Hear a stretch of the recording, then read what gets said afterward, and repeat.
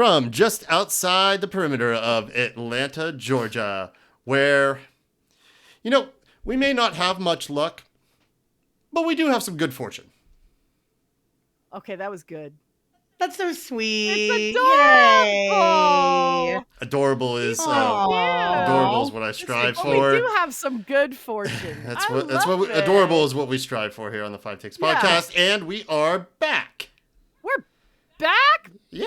Baby. Yeah, back, baby. Like DragonCon. That Jennifer was at. She has been on a little whirlwind. They said it couldn't be done 3 days at DragonCon, a day in Charlotte, hanging out with the Sir Minty, one of her best friends. Minty stalks my nightmares. He is a really unsettling, wide-eyed, just always staring at you kind of figure. The lack of expression and eyelids. I just can't. Why would you do that? You have so much graphic art talent on this planet, and that's the best you can do? Yeah.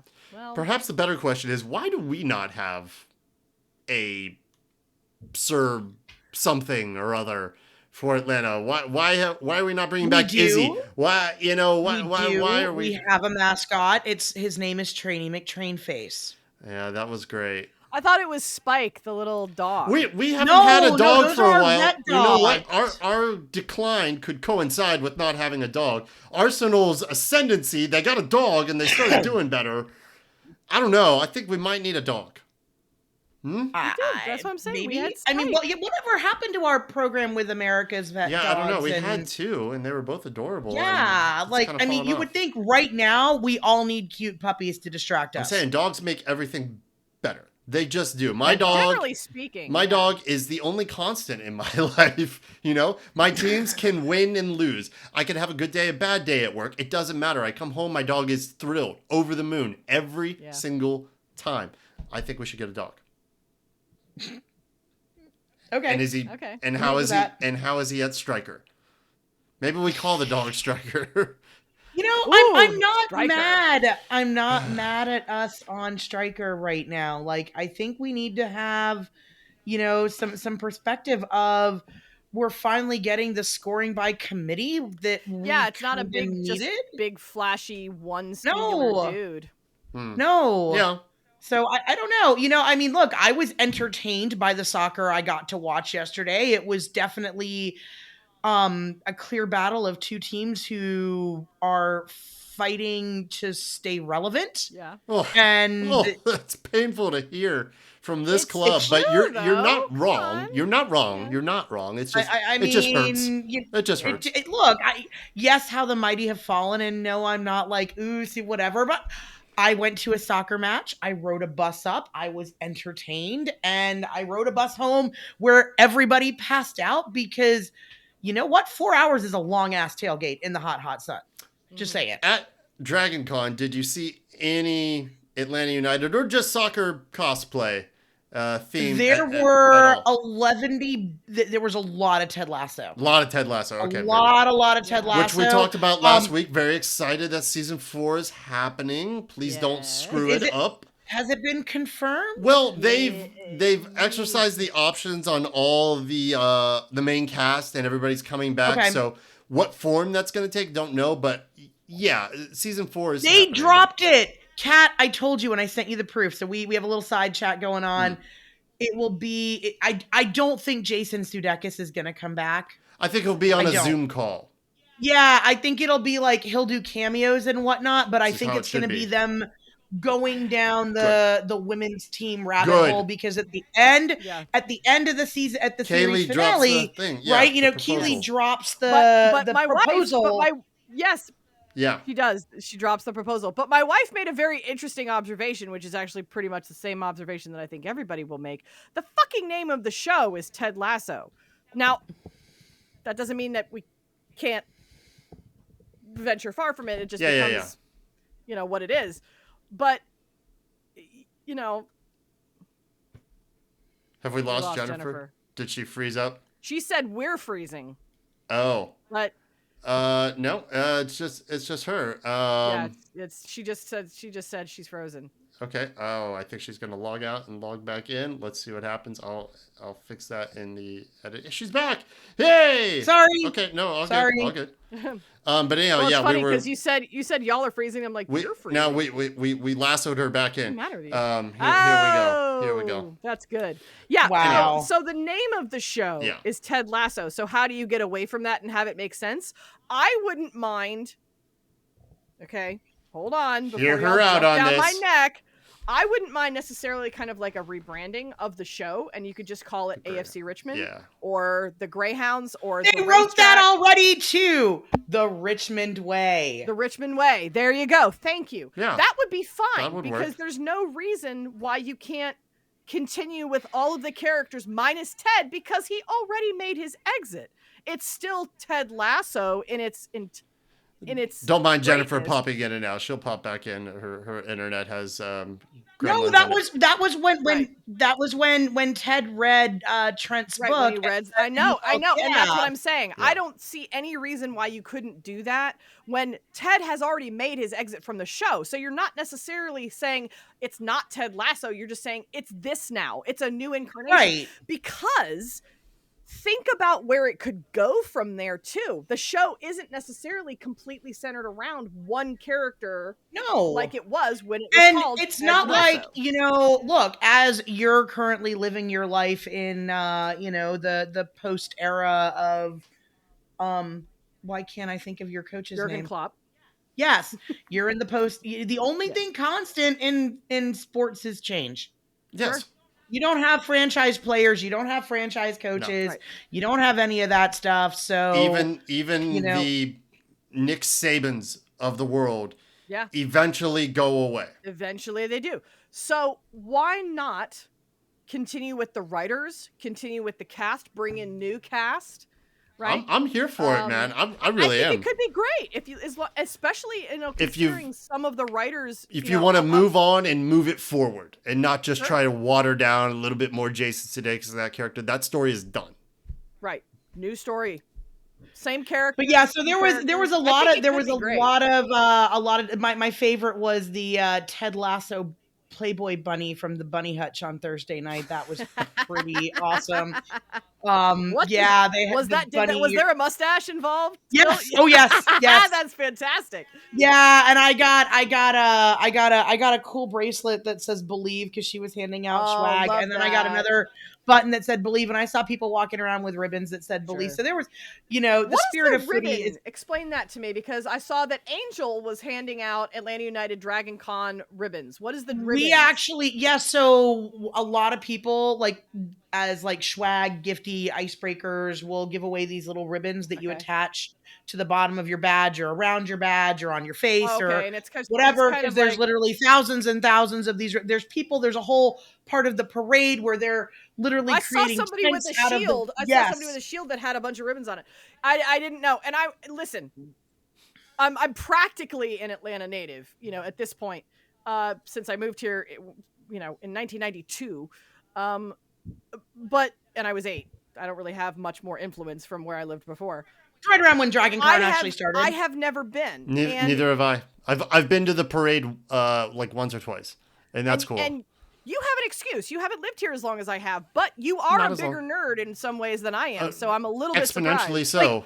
As much Star Wars whatnot that you've named your dog after Star Wars. Ray. Her name's Ray. Mm-hmm. Yeah. Hey, my dog's name is Bibi. Hey, let's go. Okay, I know. You don't. Yeah, but you have children and I have children no in DragonCon. That's you have no excuse. Shame on me. You're big movie people. I know. Shame on me. I have been here. Some of the craft. I've been here for nearly 15 years, and I still haven't been to DragonCon. I know. I don't know. Next year, Kat, you should definitely take the kids to the parade. They're old enough. I was going to ask what is the kids' policy at DragonCon? Because I don't know. It's completely kid friendly. It's typically the adulty things are usually the adult activities that are sanctioned by con don't start until after 10 p.m. Yes. Good grief. Do they still do the last party on Alderaan? Yes, the giant lightsaber rave. Nice. That is a thing every year. I couldn't get into the open casket party last night. I was very disappointed. That was like the one big party I wanted to go to because Nandor and Guillermo from What We Do in the Shadows were hosting it. Nice. And I really wanted to go and see them. And it was like big goth DJ dance party, but whatever, I people watched instead, and it was insanity. And then I got assaulted by puppets, and you may or may not want to watch the videos that our friend of the pod, Amy has posted here's on the her only Facebook. thing. So here's the only thing that I've ever said is that if I was gonna do it, I want to do it right, and that's I do want to do a cosplay, and I didn't. It took me. I don't know why it took me a while, but I was like, oh, what would I be? And of course, I knew immediately, and I was like, why did I even think about that for one even infinitesimal second? And that's I would do Tank Girl, and I would have to put that together. And and here's the thing, I don't do anything just a little bit. So I already have half of my head shaved anyway. So I would have to shave my head and bleach it. And I just have to make sure that I'm prepared to do that. Yeah. But like, I don't just, that's been one of the reasons why, like, I would probably make a tank to like put in the parade somehow. Like, this is one of my reasonings for like not like jumping into this whole thing, because I'm exactly the same way, and I'm a stickler for period detail and accuracy. You know, having come from that line of work, that like, if there's a stitch off. I mean, I literally sat there, and there may have been other reasons for this, but there was a gal who did the sateen number. With the silver sateen corset with the top hat. And I mean, good one. Let me tell you the level of quality on this are a girl's best friend. The sequins were lined up on the seams and like cut. Like it was phenomenal. Like this was a tailored. Yes. Yeah. And I have a tremendous amount of respect for that level of attention to detail and whatnot. So it's a giant rabbit hole that I really should not go down. I can literally see myself going, you can do that for a living. But there are, trust me, that's a thing. So I will tell you, there are tons and tons of kids there. I mean, tons of kids. It is really, what can your kid handle? Well, and that's what Sparrow already asked me. She said, Mommy, if you go, can I go with you? And I'm like, you're 6. I'll do my best. You know, my friends brought their baby. Night. Well, I told her that last night. I said, look, and I was talking with Jenny about it. I said I would do Tank Girl, and she said, but she looks up at me lovingly, and said, Mommy, can I go with you? And I'm like, well, I guess you could be Jet. She could be Jet Girl. In reality, if we're basing it on the movie, she could be the young girl from the movie, but there's not really a costume there. So I'm like, no, I would dress her up as either Jet Girl or Sub Girl from the comics, and she would. We can take this whole conversation offline because I have a gazillion and 5 ideas. I was really just waiting for the Mason Mills segue, but it never came. So here we go. I could use a trip to Mason Mill right now after my shenanigans all week, because when you're putting 15,000 steps a day on yourself for 5 days straight, I spent 5.5 hours in a pool today. That hurt my back some. You should go. They're going to be open again tomorrow. They took the past few days off for the Labor Day weekend, but they will be back open tomorrow through Saturdays, as per usual, as per normal. Tuesdays through Saturdays. The Saturday hours are really, really helpful. But anyhow, they're a chiropractor, by the way. We haven't made that clear. They're a chiropractor. This is their first time listening to this pod. And they're phenomenal. Right now, it is Dr. Cohen and Dr. Miner there, but they're adding more doctors. They have a rotating staff of past cast members that pop back in from time to time to pop you. Huh? No? Okay. Give them a call, 404-321-0082, or find them on the web at masonmillcairo.com. They are in Decatur, Georgia, off McConnell Mill Drive. Very easy to get to, very easy to book an appointment, either by the phone or you can go online at masonmillcairo.com. Alrighty, so a match that we won. A match occurred. Few things. Yay! 3 things happened here that usually don't happen with this particular version of Atlanta United. We won. Great. Not only did we won on the road. Okay. And we won 1-0. We've said it. There's a lot of things we say this going week to on week. In that whole sentence. 1-0s are hard, man. Like, you can go ahead and score 2-3 goals against Manchester United. Try and win against them with just 1 goal. Yeah, then I'll be impressed, Liverpool. Don't talk to me.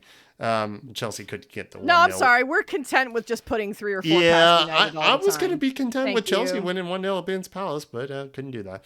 Anyhow, I'm pretty happy with that.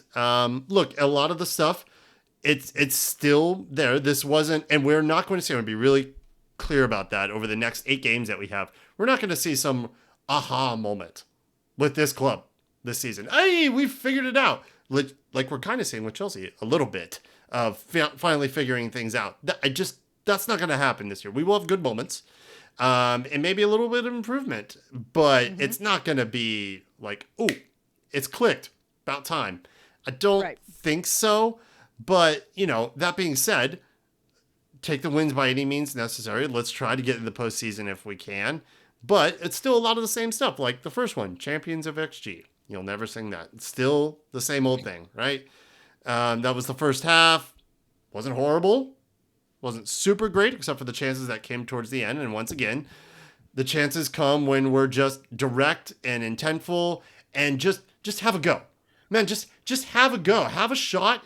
If it goes over, if it's saved, whatever. But, let's try some stuff. I think that was a note I sent in our little group chat that I did not mind it, that I was seeing a lot of pucks at the net. And I know you love my hockey references, but it was one of those things where it felt like they were at least trying to put the ball in the box more, coming from different players, different attempts, different angles, whether or not it worked. Okay. It didn't, obviously it didn't because we didn't score a goal, but at least it was making something out of the possession that we had instead of just passing the ball around with this has to come from the back. We have to build. That's kind of what number 2 is about, right? Like waiting for perfection. Guys, you don't need, it doesn't have to be beautiful. It doesn't have to be perfect. No. It doesn't have to build up in whatever way. Let's just take our chances. And that's when stuff typically starts happening for us, at least this version of this team. Well, and I think maybe the other thing that I noticed was it seemed like they were just a little bit more relaxed out there. Is that a vibe anybody else picked up on? Nope. Not for me. And I'm not saying they weren't switched on. I think they just it seems like all of a sudden the pressure's off. Yeah, not lackadaisical, but just comfortable.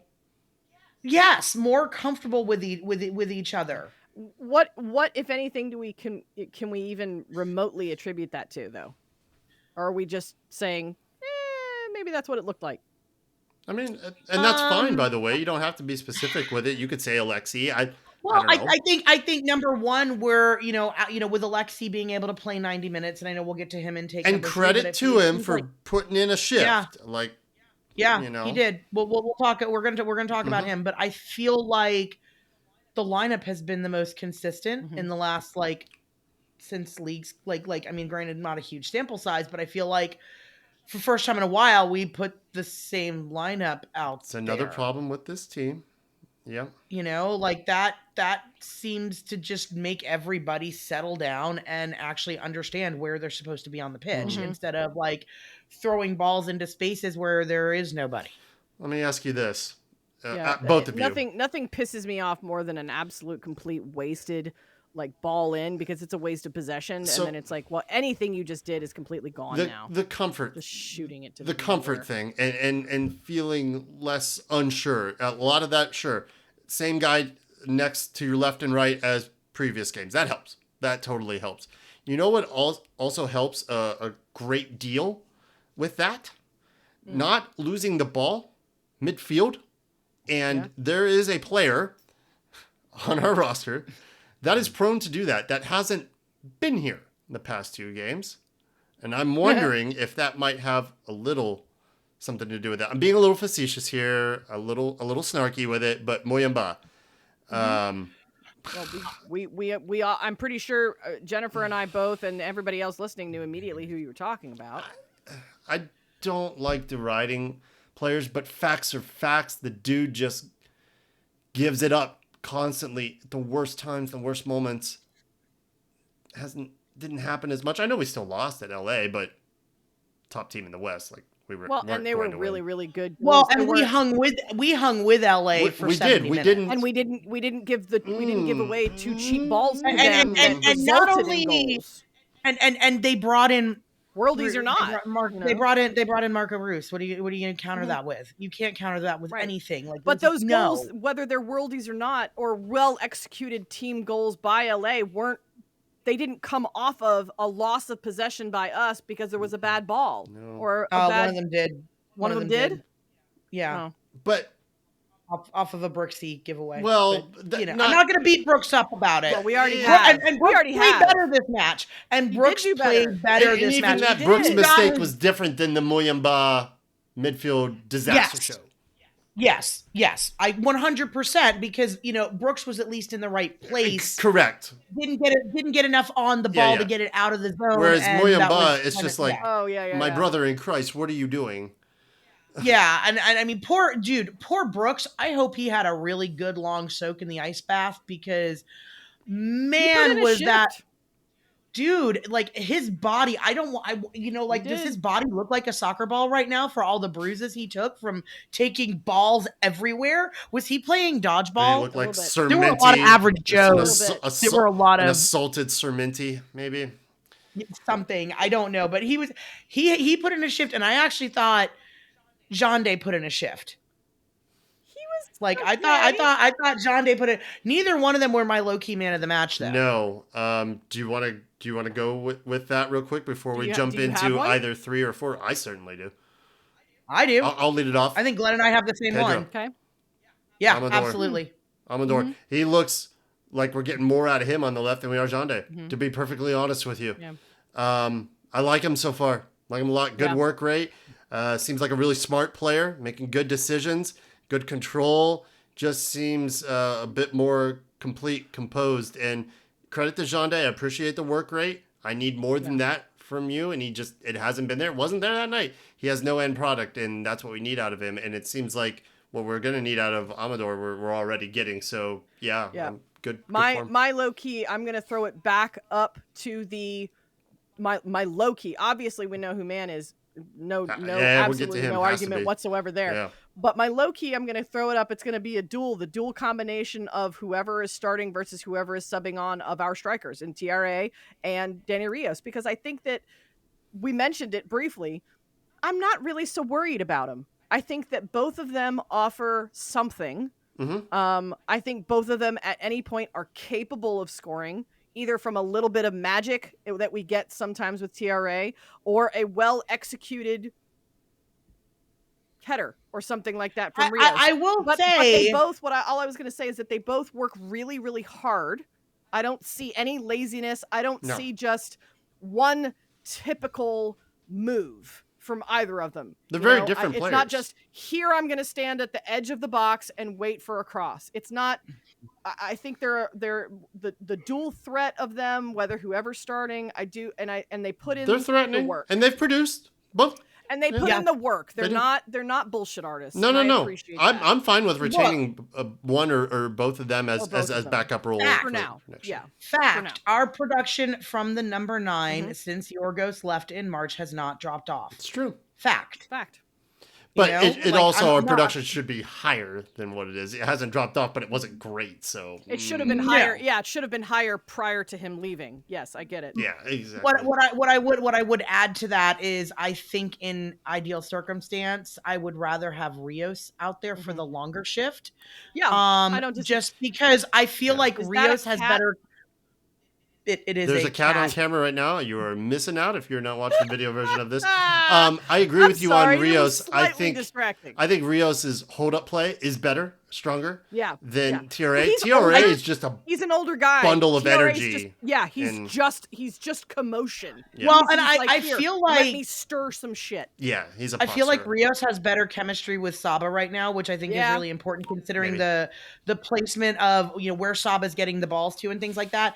And I feel like TRA is completely the kind of 20 to 30 minute sub you want to come in and cause absolute chaos. Absolute fucking chaos. I agree with you. And I like that too. And even if Rios isn't the guy later, I would love retaining either of them as the backup striker for that, I think we'll probably wind up keeping both of them. I don't see why we wouldn't. I don't know what we're paying. They're not big cap hits. I don't know what they're paying them. And we're going to have a lot more money to work with next season If you have not listened to the podcast episode that Jason Longshore did with Garth, and credit to Garth for doing this, it's very enlightening.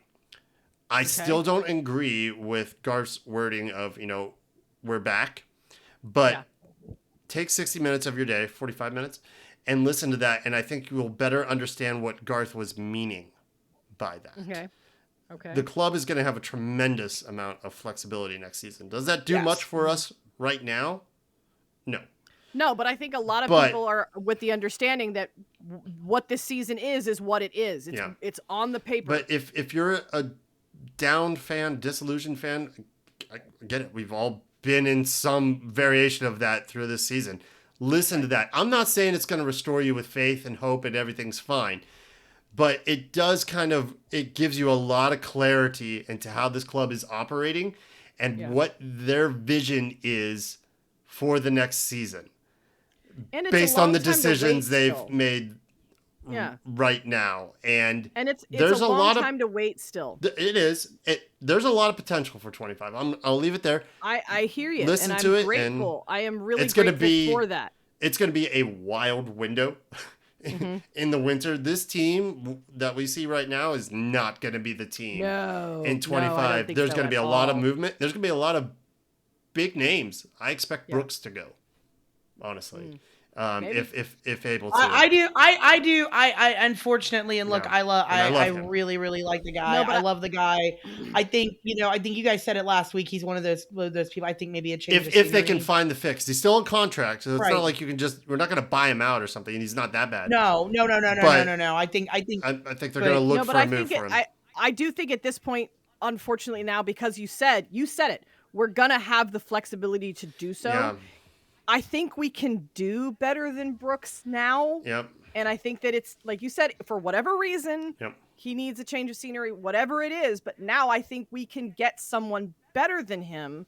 And I think that there are moves to be made there. And the way we've opened up our cap space and us only having 2 DPs now actually allows us even more money to spend across the entire roster next year. And I still getting better at like every position. So every position, but I feel like a really big glaring need for me is still at the left wing spot. We need something with more production. That's really got to be priority one for me. And we have to consider the goaltender situation. Yep. Yeah, we do. I think we'd be naive to think that they haven't. But yep. He made another couple of really, really good saves this weekend. Yeah, look, I am here for the Brad Guzan. I am here for the Brad Guzan renaissance. But it has to be addressed in a serious manner. I don't know if Cohen's is. It will not last forever. This is not a 5-year plan. No, but this very well could be his golden season, and what a fucking way to go out, because he is absolute. I mean, he's made some really fucking saves. He's made some saves of a 25-year-old. His season as an individual has been good. I wish the teams had been better. I think we take for him and Dax. I really, Dax really had a wish couple of also really, really amazing balls that I wish that we'd been able to finish last night. I wish the team had been on you, bud. What it was supposed to be, and he would have played the role he was supposed to play instead of this Remember constant thing. when I texted you, I said, "Damn it, that's another fucking chance wasted." Yep. Two of those came in from Dax. Speaking of roles and players having to step up, once again, it's the kids. Yep. I mean, look, I personally can't tell you what an Atlanta United goal looks like. We don't have a defined style or way that I can just tell you how we score. I doubt anyone has that answer right now, but it's still, it's about time that Fortune got his just desserts. He works his socks off. He's taken a number of shots from outside the box. He's an outside the box shooter. He doesn't like shooting in the box. Get outside the box and shoot. And there you go. There's a chance taken and converted from have a hit and hit it low, hard, daisy cutter, great goal, happy for him, play the kid higher up. I think he's probably been given the license to do so. Start him over Muyamba? Yes. Boy, is that saying something. I don't think unless Muyamba is showing you something absolutely insanely dynamic on the training ground, I don't think you make a change right now. Unless Fortune gets out there and makes 6 or 7 unbelievably boner fucking mistakes. I don't see what you're getting. I don't see what you're getting from Muyamba that you don't get from Fortune. you can credit the academy, I think, a lot in the sense that most of the kids we're plugging in from the twos and from the academy, they're not the ones that are making the bonehead mistakes. No, it's they're been not. the kids. The bonehead mistakes that keep me up at night and drive me absolute batshit crazy don't come from the academy kids. And I feel like that is, probably the biggest. That's a massive credit to Fortune that he's playing somebody that we brought in. We brought him in, and Fortune is playing him out. Yeah, it's cultured. It's cultured. Play from them. That it obviously shows that that's something that is absolutely cultured into the academy players of not being fucking boners. I also, again, with all, look, and good on Caleb, who just got called up to the men's to the senior national team. And he got his first assist this past weekend as well. Yep. Yes. Yep. So for all that, Caleb is off shining, being a shining example of an ATLian, I think it's great to see that, hey, the academy isn't out of juice. Right. Yeah. Like there are, look at the way Noah Cobb has played all season. Right. And then you've got Matt Edwards who stepped up and, if anything, really Ephraim Morales has also stepped all this up big success time. with the academy and including Caleb. People are screaming for Luke Brennan to get minutes. Like, these are all academy products. I am not against that. The academy isn't going anywhere because, we cannot underestimate this move for Caleb Wiley and how big a thing that is for this club. When you develop somebody on your own within the club and then that player gets a big move, you get to convert and keep a lot of that money. More than you would for transferring out, a Tiago, for the big bucks. You're actually getting more in return for the club and what you can do. And instead of we got a bunch of money to put into a DP fund, but we're not hurting for DP money. DP money is never a problem. It never will be a problem. Right. But you can only do so much with GAM and TAM because it's a complex system with NMLS and how you raise that ceiling each time. Caleb did that. Caleb's transfer out of this club arguably is going to have a bigger impact than the sale of a Tiago or a Yorgos. Yeah. And that should tell you it's going to help from a keep going with the academy. Let's do it again. Do it again as well. Yeah, because let's do it with Fortune. You're going to have kids fighting to get into this system because this system now has a proven track record. Yeah. Let's do it. It not only benefits the kids and the sport and this country in general, it benefits the club. Like, this is the definition of mutually beneficial. It's going to have a transformative impact on this club. I know I'm being hyperbolic. I never am.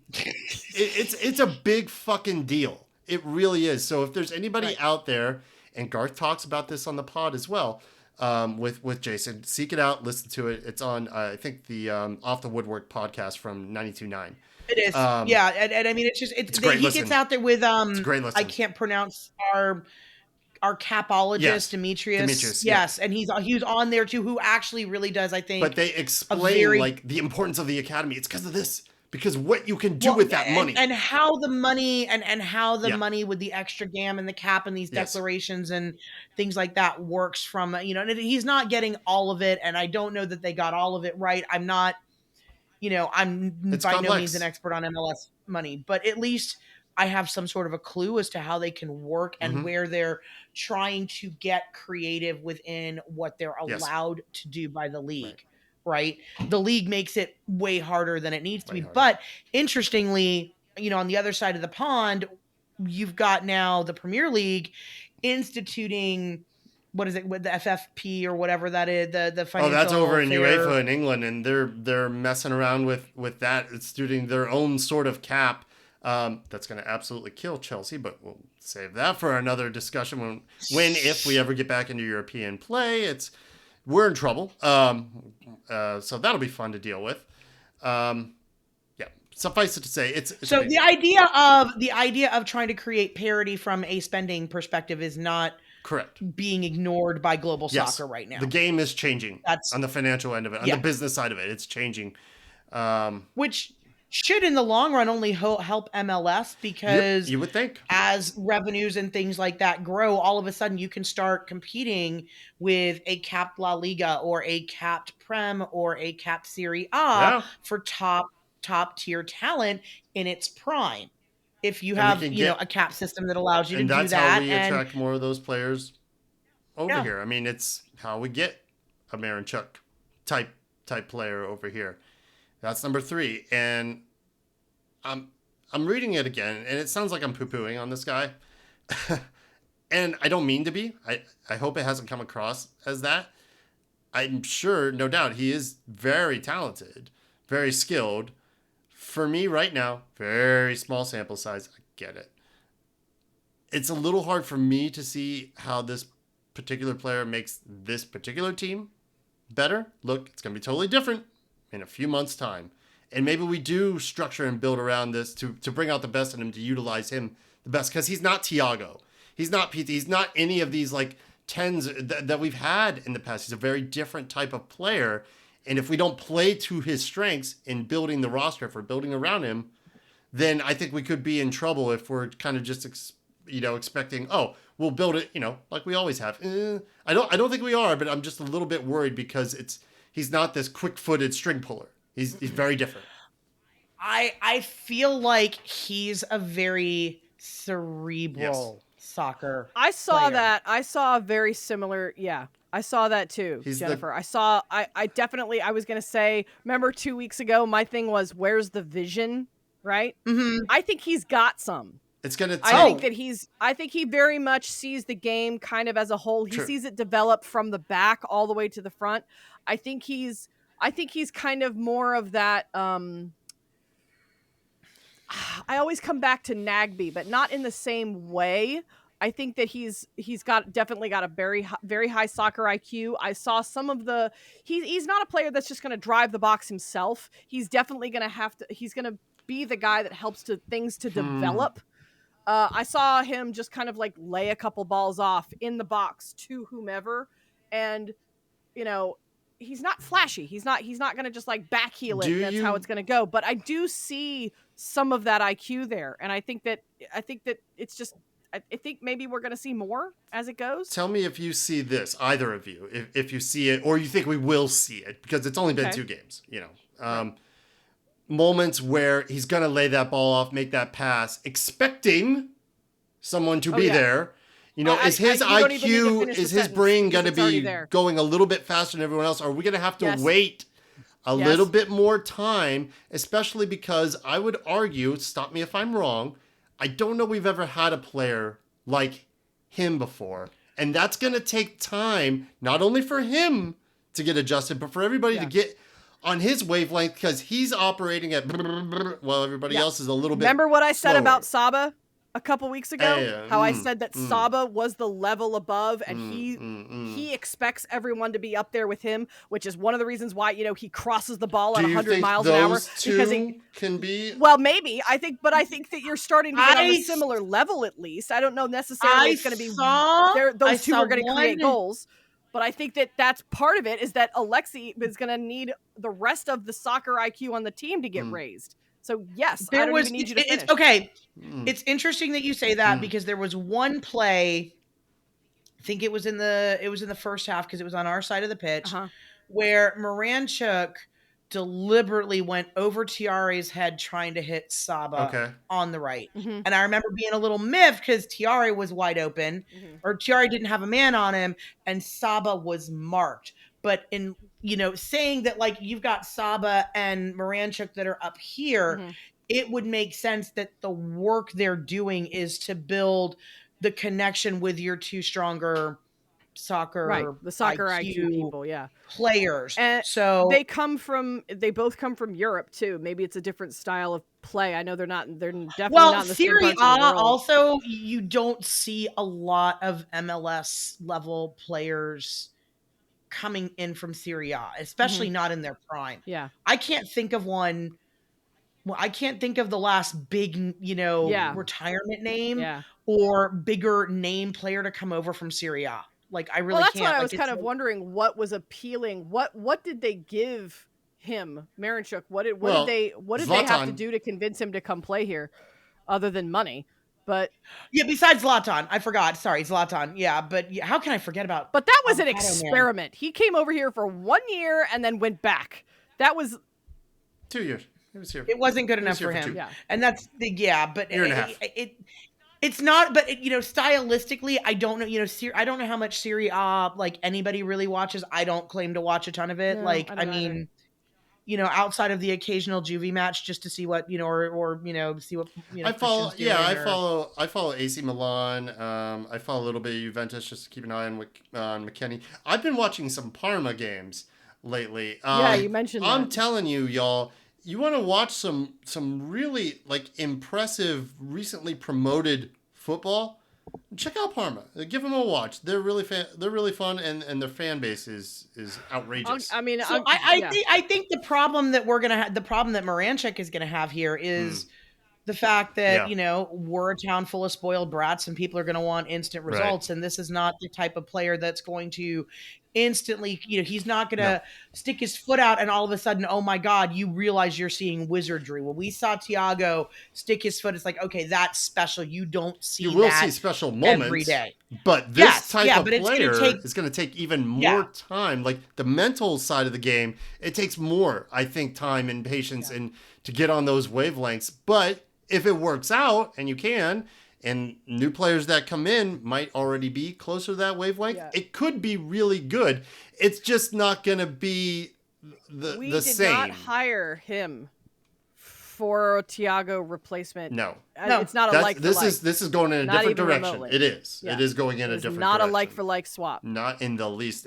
No. Very. And that's very different. And to the casual fan, that's tough because, like you said, but you would think that's deliberate. So this is the way we're going to go. On a positive note, though, like on a really positive note in terms of something that we've all been looking for the better part of a couple of years now, he seems like a Nick Ladero type, and not in the play style, but in that someone that will come here and stay for 5 to 7 years and actually play the prime of his career here and be that kind of cornerstone rock type of, I hope so. I hope so because player. I do think that we He's that kind of mold. Like that's kind of I can see the Garth. Whether or not you like where Garth's head is right now. Yeah, because the hype surrounding him is ridiculous. Well, from Garth. Garth, but I think Garth is unfortunately in the awkward position of still having to be a salesman where he's not one. Mm-hmm. He's not daring. He's never going to be daring. And when he said, "We're back, baby," listen to the pod. I think when he was so excited about that, I think the excitement was genuine. He's more thinking about 25. And that we're back entirely in terms of what we will be able to do going forward. It's hard though, because then you go, okay, so we've abandoned 2024. Right.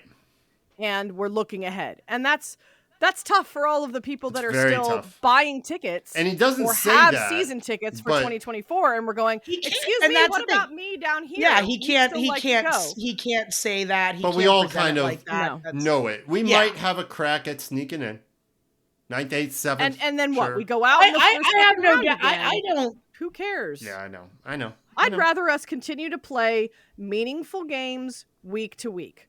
Like I said, and I have been saying for months now, it feels like every single game is completely unpredictable. I am going to judge every game by what's in front of me, by that game. I'm not going to judge each game. I'm not going to judge our season based on every game because why? We can't do that. This is not the team that we're going to have in 2025. It's not the season. It's not the team that we started this season with. So let's just go on what we have as we go, and we continue to look ahead in our pods, and we can have all these conversations. But when it comes to individual matches, this one was good. We won. Yay. Last week we played LA Galaxy. We didn't win. Was it a bad game? No. Let's just go with what's in front of us. It's a lovely state of affairs to be in where you're just begging not to have something stupid annoy you. It's blissful ignorance. Right? Like that's what I want. I just want to be able to have a beverage, watch some fun soccer, it's blissful. It's a little blissful ignorance because I just don't know what's going to happen week to week. Exactly. And like that's one of the like this match in particular I thought was again, it was entertaining. There was a lot of end to end that, you know, fortunately Charlotte can't really get a quality strike on goal, so we weren't, you know, Goose, everything was like dead on Goose. I think they had one shot that was he didn't have to work super hard. No, but he did have to get down for one, and that's what one that I was like, damn, all right, see, there's the guy again. He's been but you know, at least it was, you know, it was entertaining. It was end to end. It was not a bunch of clog the midfield, blah blah blah. I'm really not looking forward to having to play Red Bulls twice at the end of the season. No, that's going to be painful. Just annoying. It's annoying. But you know, and the fact that we're like, you know, being chased by the team I hate the most for a playoff spot is just gonna drive me bonkers for the rest of the season, like for real. I know. So you know, look, all we can do is take care of business. We do have, you know, a month of September and mostly winnable matches, and we have a week off here. Another opportunity for Miranchuk to get a little more training time, and you know that comes at probably a good time for that to happen. And you coming off a win, a road win. Yep. Feel good vibes. Just roll in and game to game. And I'm telling you, our MLS Cup preview pod is going to be crazy. We're not going to know what to do with ourselves. Nope. So we get the week off, and then the next, you know, the next match is at home with Nashville, and you know, finally a home match.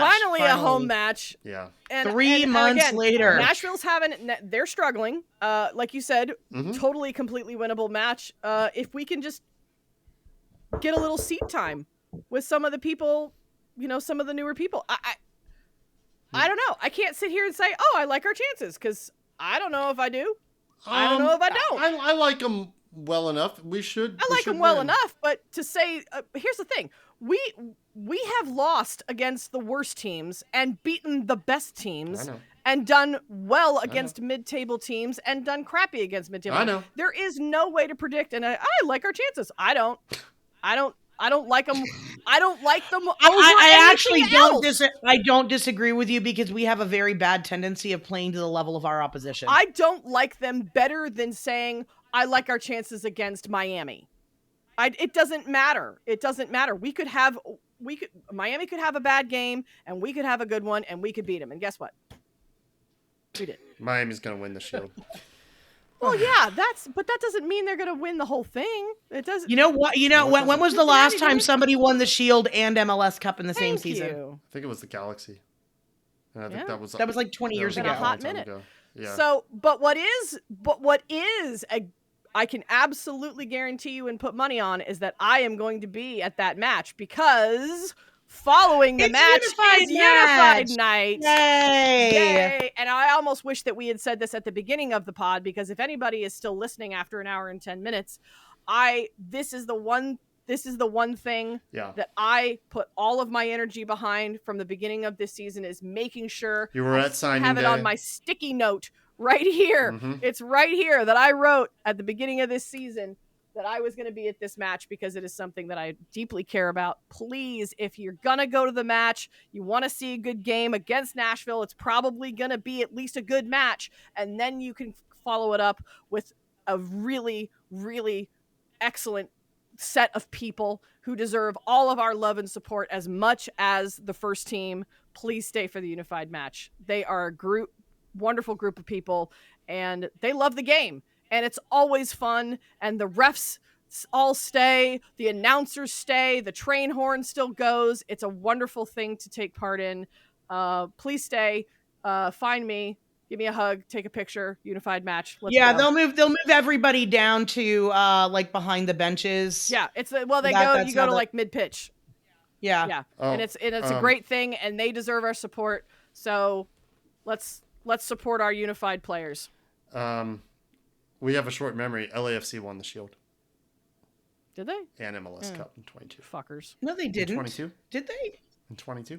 I thought that's when Cincy won the Shield. No, Cincy won last year. Not the whole Shield. That was in 2022. Good on LAFC. But it doesn't happen often.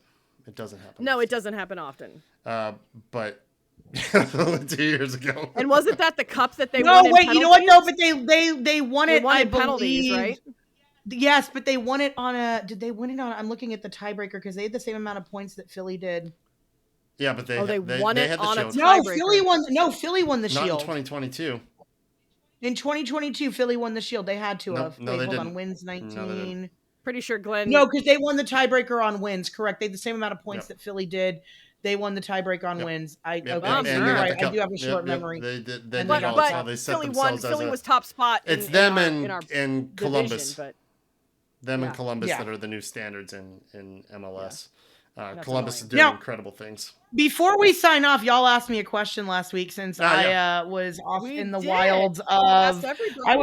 wilds of changing my life, going to Pearl Jam shows. Oh my God, that was like the best. We did. We asked everybody this question, and I'm a little disappointed that. And I know that everybody is a little bit busy. Like I said, this was a holiday. It was a busy week. I know. Week. So go ahead and answer, Jennifer. What do you got for us? And I'm being very, very realistic. Okay. And he's out of contract at the end of the season. Okay. I feel like Oscar Pereira, who I know where he's coming from, but I kind of feel like he's in that Wilfred Nancy mold, that like he understands where MLS is going. And I think you have to look at his tenure at Oh Fuck You Orlando. Being the shit show of ownership that it is down there, where they had the Duncan McGuire debacle, they had all kinds of issues with player retention. He doesn't have the same level of resources that a Wilfred Nancy is getting. He's got a really good track record of talent development, which I feel like if we are now focusing more on coaching talent from Europe or whatever, as well as combining it with academy homegrown talent, he's kind of a really good hybrid of somebody who's got the one piece that I wish he had is more of the winning mentality at this specific level. He's won in, if I believe he's won in either USL and MLS net, whatever. He's won in the national team development squad. So he's got some experience dealing with the international stuff. I feel like he's part of that generation of up and coming coaches that are replacing the Bruce Arenas in the same mold that like Wilfred Nancy has come in and kind of set the gold standard here for what they can do. So that's kind of right. I don't, because as much as it would be cool to have like a flashy name like a Vieira, and I don't think Vieira would be a bad fit. I don't know that Vieira would be a bad fit here. I just don't think we can play like Man City, and I don't know if he knows another way to play. Yeah, no, I don't want it. I don't think it's the right fit. It's nothing personal. I don't think it's the right fit. Yeah, I think there hasn't really been anybody else bandied about that would be a realistic choice that I feel like is that as forward thinking as Oscar Pereira is. I think Oscar Pereira kind of has, what he's been able to actually get out of Orlando City is pretty miraculous when you consider like just how badly run that organization is. Yeah. It's not, I mean, like, it's not like, it's not even like, no, that's not a slight. No, it's not like, oh, I hate you, Orlando. No, it's Orlando just can't get their shit together. No, I got you. And I don't feel like, and the hire of Oscar Pereira turned that around for 2 seasons until they've just kind of shot themselves in the foot. Well, they also don't have. I don't think they're going to renew his contract, and I don't. Okay. I feel like that's a realistic wish list. I like Gio Savarese. Yeah. Mm-hmm. He hasn't won anything in years. I don't know. Feeling. Okay. And who did you like, Kat? I don't have one. I don't. I because none of mine. I think the way that we posed, or the way that I posed the question, was anybody. If you could have anybody, make it semi-realistic, but if you could have anybody, who would you like? The one coach, and this is going to probably make you smile. The one coach, other than Klopp, that has turned my head in the last, I don't know, 6 or 7 years, has been Ange Postecoglou. I'm sorry, but it has. He's great. Yeah, no, he's great. And he's great, but he's not a realistic choice. No, we can't and get that's him. what I'm saying. It's completely. There would be no way. If we weren't so married, I will say though, if we hadn't been, I don't know. His trajectory was really on the up and up. It's but like just he came from Celtic. Like yeah, I don't know I that know. would have been an unrealistic discussion 2 or 3 years ago. And that's what I'm saying though, is that it for a coach to be as huge. I mean, Xavi Alonso, what he's now done with Leverkusen is huge, but for a coach to come in and completely be the one that everyone's talking about, they're talking about the coach mostly and what that means to the culture of a club. I haven't seen that kind of turn with anybody else in 5 years. And I listened to him talk. I think that I've listened to the way that he delivers his words. And I think that there's something extremely like endearing about him. I think that there's kind of like, kind of this like,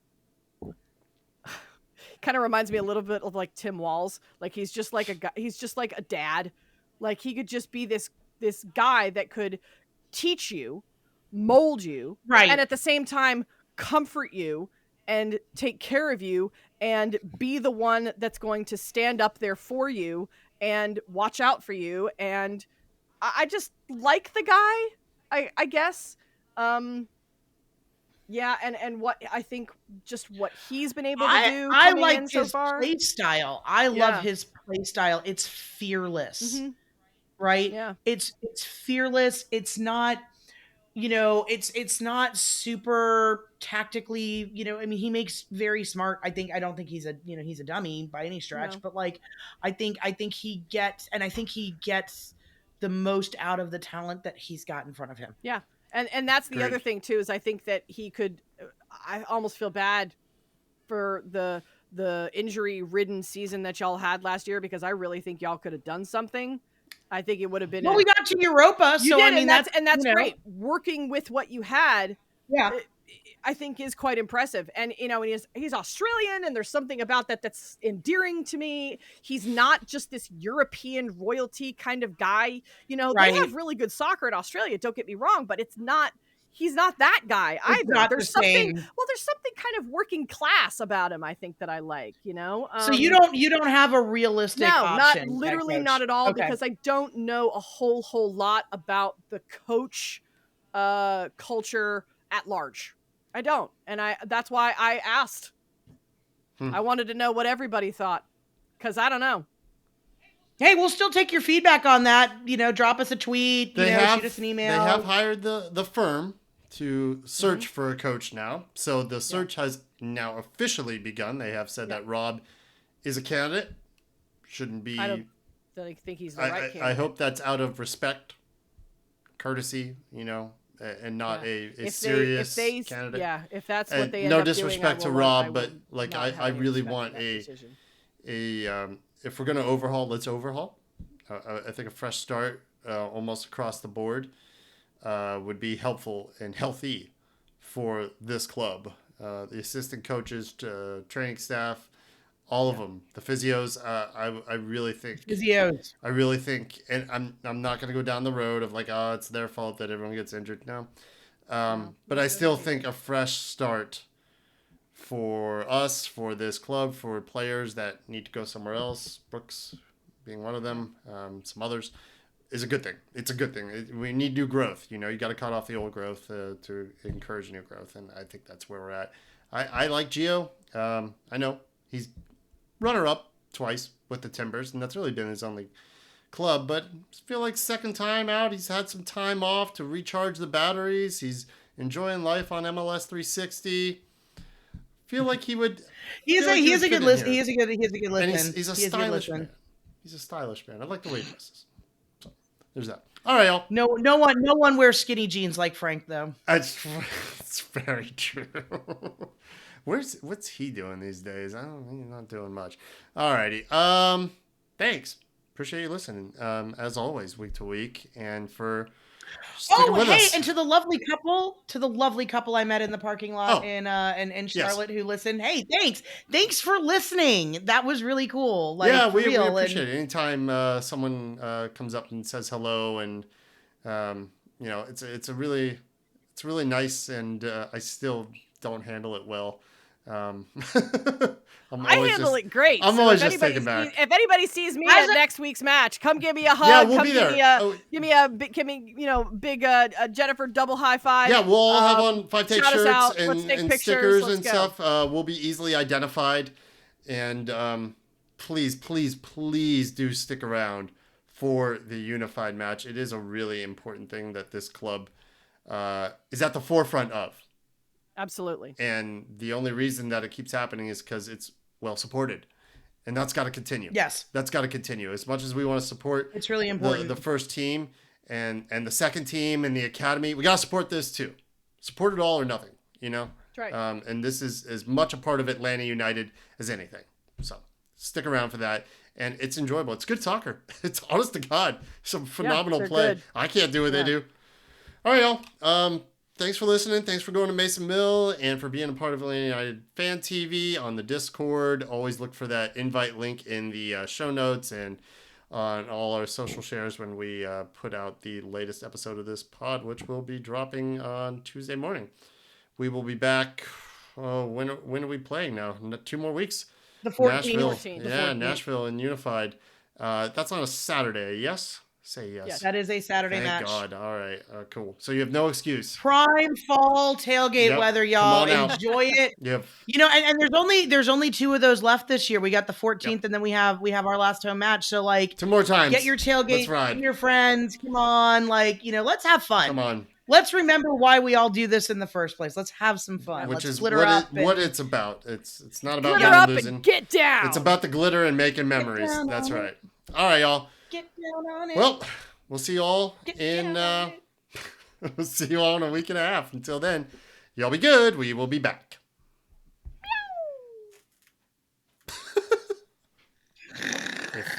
I told you, if you're not watching the video, missing out.